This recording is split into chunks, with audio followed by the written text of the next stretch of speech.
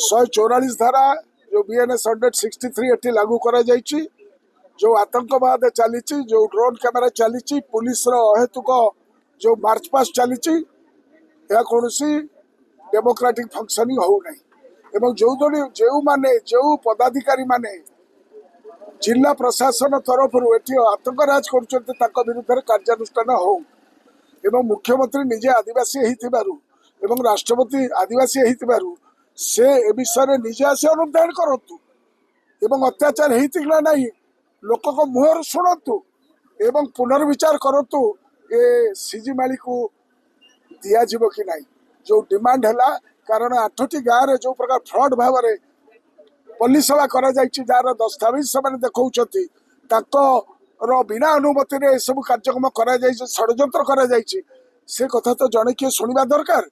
एवं राज्यपाल एक कथा जिते शेड्यूल एरिया कार्यक्रम से ए विषय नजर देवा दरकार एवं ए कथाटी आम आसी देखुचु जे लोक मैंने जहाँ कहते सत्यता अच्छी दमन लीला चलुची आपको प्रत्याहार कर शांति बजाय रो शांति सुरक्षा सुशासन दवाई 5th शेड्यूल निर्देश अच्छी